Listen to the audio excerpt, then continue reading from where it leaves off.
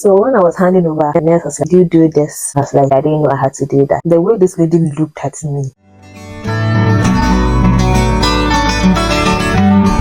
Hi lovelies, welcome again to my channel. My name is Sharry. I'm new here. I talk about nursing, life in the UK and everything UK. Please consider joining the awesome family. And to my returning subscribers, love you. I know firsthand how exciting and thrilling it can be to move to a new country to start or continue a career. It's like learning how to care for a nurture a baby. It's demanding, however very rewarding. Challenges comes and goes, but how you tackle it or overcome it makes the difference. In this video, I'm going to highlight or talk about some of the challenges I faced when I came to the UK. So I discovered my first challenge on my first shift, adapting to the work pattern or the work life. In Ghana, I was used to the 8-hour shift pattern. In the UK, you do more of 12-hour shifts. If you're like me and you are used to that pattern and you come to the UK, you do a whole 12-hour shift. It might be shocking for you and to your body.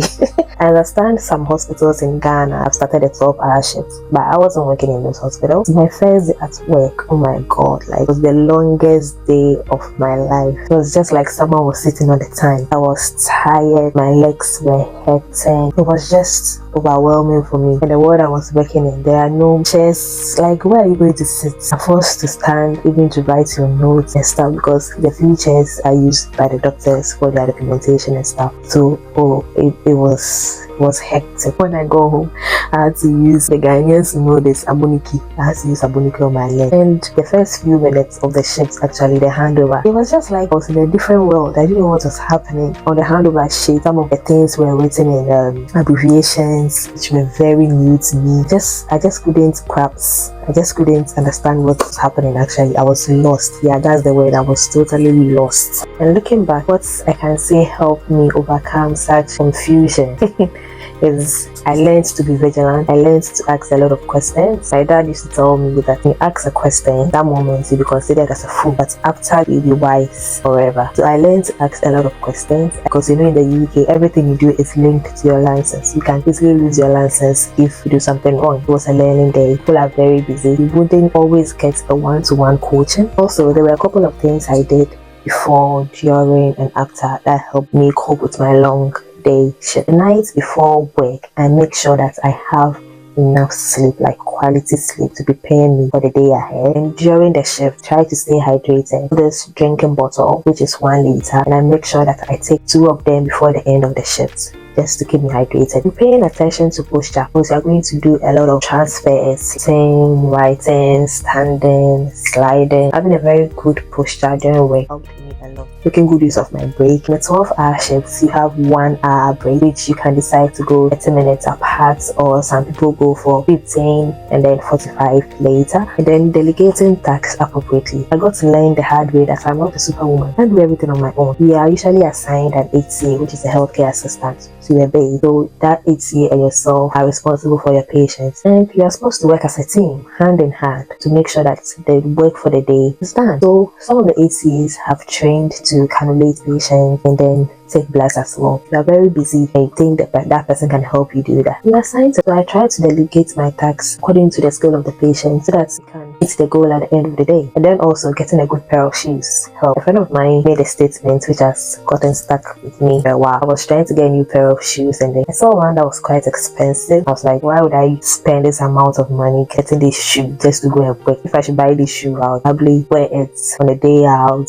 You know, then I was like, you spend most of your time at work, so you should spend much money investing on your work shoes, because you stand more at work than you do at home. It's true, and it makes sense. So getting a pair of shoes that's got a soft sole will help. And then after work, the moment I leave work, I leave everything work aside. I unwind, I rest, go to the gym, and then staying connected to friends and family helps. That was how I conquered that challenge. And the next challenge I had was feeling like my skills were useless. I would say it was the first few months when you come to the UK. You can't do anything without supervision. Back in Ghana, I was privileged to work in most of the big hospitals and then other private hospitals. At least I knew my way around patients. However, when you come to the UK, no matter how skilled you are going to do everything all over again. I mean, you're going to be trained all over again, every single skill. So coming to the UK, the first few months was frustrating because even to give oral medication, someone who is already trained, make sure that you know medications you are giving and everything. And sometimes it's very like frustrating to get someone to do something for you because they have also got their base and then they are busy. What even makes it more challenging is the fact that on a normal day, you would have been able to do that thing and even more because you have been doing it in your country. What is oral medication that we cannot do? What is IV that we cannot do? What is cannulation and all that we cannot do? However, so far as you are not trained and signed off, you cannot do it. So you feel like your day is even longer than usual because you have a lot of things to do, but you have to keep chasing people to help you get it done. But I got to realize that for the best, actually, because at the end of the day, the safety of the patient is important. And some of the things that we think was okay in our practice in Ghana or wherever isn't okay in the UK. So it was good for them to retrain us regardless. Initially, I thought it was just because we were international nurses. But I got to realize that even the nurses here also undergo training. What I learned is to push my managers to book me for training so that at least I can be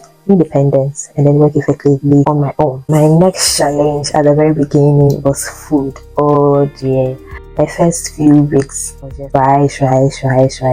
We go to a time when thinking about rice makes me want to vomit because I had taken too much. What helped us was making friends who showed us where we could get local food stuff to make Ghanaian dishes for ourselves. So staying connected to people around you is really important. Another challenge with the food, which is still my challenge, what I missed or I still miss about Ghana is the fact that I can just go out and get my favorite street food, hot swache or KK, especially after my night shift. After my night shift, when I'm coming home, I get my food on the way before coming. Bath, eat, and sleep. Like, you have to make your own food, whether you like it or not. So when I'm going for a night shift, what I normally do is make a big pot of soup and then I cook my banku or whatever down. So I know that when I'm going home, I have food to eat. So that was what I've been doing and I still do. And make sure that I cook in advance for my night shift. So if I'm going for 3 nights, I know that I've cooked for those 3 nights. I get back home, at least I know that I have something to eat and not start a new meal all over. The next challenge I had was about self-worth. So when it comes in, it is common for people to look down on you, especially as an overseas nurse. Don't get me wrong, some people are really nice, very nice, but few people will look down on you. Others might even think that you should know certain things. Meanwhile, you are not used to that system back in your home country. So there was this incident I remember where a patient went for a procedure.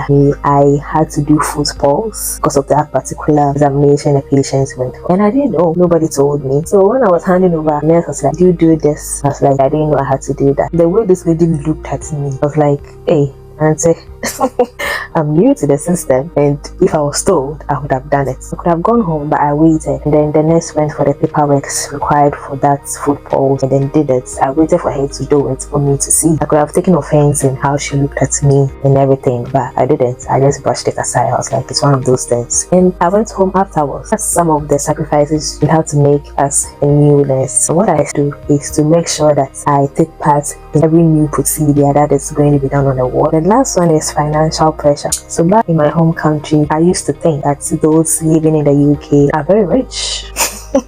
Like I said in my other video, I remember when I was in Ghana, I asked one of my friends who was working here in Caleb about the salary, and when he told me, I was like, oh my god, wow, that's a lot of money. Yeah, so when he started asking me for money, I wasn't surprised. Sometimes what others don't know is you have to work extra, make ends meet, and some of us didn't know until we came here. It meant my university lecturer used to say, the taste of the pudding is in the eating. Some of the requests are genuine, but sometimes people ask you for money or for assistance at the lowest point, and if you're not able to help, they think you are being wicked, but it's not the case. Sometimes it's just overwhelming at that point, but they don't know what you're going through, so they don't really get it when you tell them, oh, this time is a very bad time for me. They think so far as you're in the UK, you should have it all. But it's not the case. If you see someone in the UK who has made a video of him or her in a restaurant or in a vacation or something, don't think the person has all the money in the world. Sometimes you have to work extra shifts, save money for that, because the UK is very depressing. And if you don't, happy yourself, the one will help you to have learned to get budget, create a number of accounts, one for saving, one for day-to-day activities, and all that. Take allowances for requests as well. So with all these challenges, the good news is it's a phase. It's surely pass and you surely overcome them. So let me know in the comment section some of the challenges you face as immigrants overseas as well, and how you handle them. So this has brought me to the end of my video for today. Please subscribe to my channel. So like I always say, so my next video, stay awesome.